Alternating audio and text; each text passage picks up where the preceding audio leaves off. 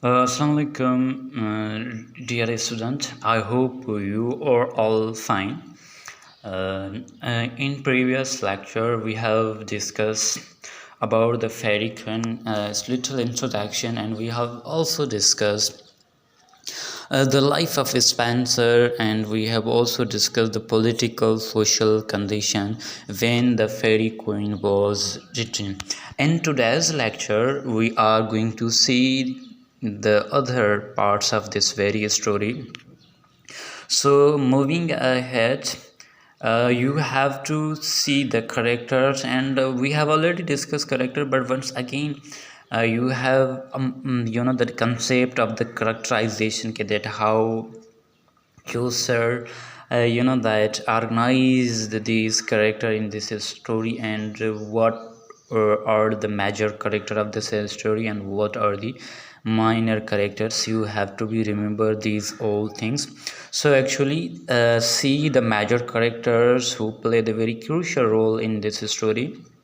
The first important character here in this story is King Arthur, who's actually a knight and the protagonist of this whole story. Then, in second important character in this story is Fairy Queen, and the fairy queen is title as well and the character as well in the story, and you have to be remember that very important character. And then we have the red cross knight. He also important, and he is the symbol of holiness, and he is the symbol of the faith.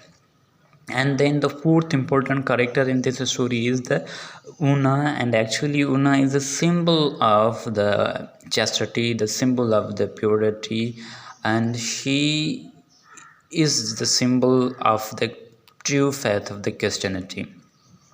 And in opposite of the Una, another character is the Dusa, who shows the duplicity, and it represents allegorically to a Catholic Church. And then the sixth important character is Archimago, and actually Archimago is an opposite character of the Red Cross Knight. And as the Red Cross Knight is the symbol of the holiness and the faith and the truth, as opposite of that, Archimago is the symbol of the falsehood, duplicity. And then the seventh important character is the Lucifer and dragon. So these all are the major character of the story, and whole story reveals around these characters. And also other major characters occur in this story, and minor characters, and you have to see the minor character. The lion is also a character in this story. Error also a character. Morpheus.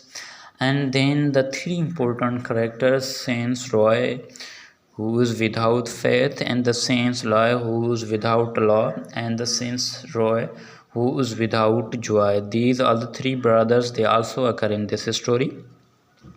And then we have an important character is Abbasia Kirkbride, who's actually a church robber. Satire, Argelio, Despair, Dame, Celia, and three daughters, Fidelia, Spencer, and Celestia. These also a minor character, and they also play a little bit role in this story. Moving ahead. So actually before analyzing the whole story, you have to remember the very important topics and the points that are used in this story. So actually this whole story is epic, a long narrative poem, and so you might have the concept what's actually epic. And the epic actually a long poem, typically one derived from ancient oral tradition, narrating the deeds, adventures of hero or legendary figures or that past history of the nation. Actually, in epic's long narrative poem, I say that narrate the stories and the adventurous journey of the legendary figures are the heroes. And the second terms that used in this story, that is the canto. Whole story is divided into the cantos, and you have to remember that what is actually canto. Canto is actually a portion, is a section in which this story is divided. And the most important term you have to remember, that's the allegory. Actually, this whole story is based on three layers of the allegory.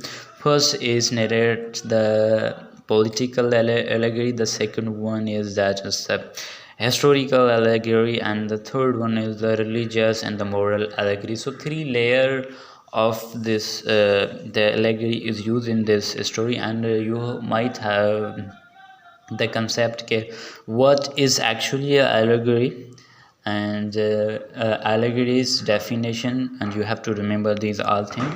Then the Spenserian stanza, Chaucer actually follow the Spenserian stanza, and you might have to remember the definition and the concept of the Spenserian stanza.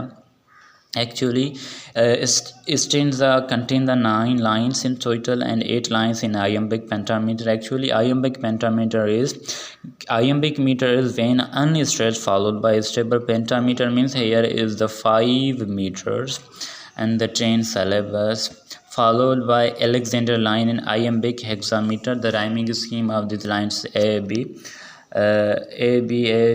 B C B C C. So actually, if you differentiate between the Alexander line and the Spenserian stanza, so actually in Alexander line only the one syllable is more. It's follow the hexameter, and the Spenserian line stanza follow the pentameter. Only the 1 meter is more in the Alexandrian line. And these are character already we have discussed, and these are the the three brothers, and you have to remember the Saint Roy, who's without faith, and Saint Roy is without joy, and Saint Lie without law. So these are also three brothers, and these are the character in the story you have to be remembered.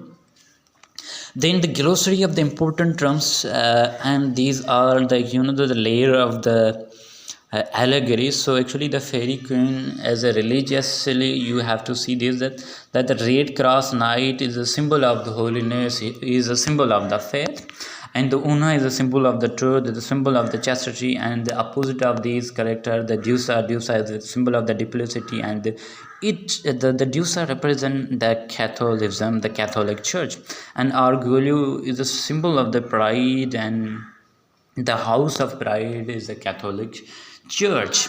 And then dragon, the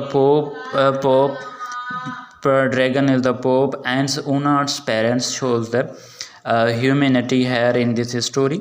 And this another important layer in this story is political allegory. If you see the Gilorina, it's actually Queen Elizabeth, and the Red Cross Knight is the St. George, England. Una is the truth, and Deusa is the duplicity, and the Deusa represents the Mary Queen of Scotland, and then the House of Pride is the England's enemies, and the House of Holiness is the England allies. So actually these are the important layer of the allegory, political and religious allegory. And the next lecture we will discuss the cantos 1.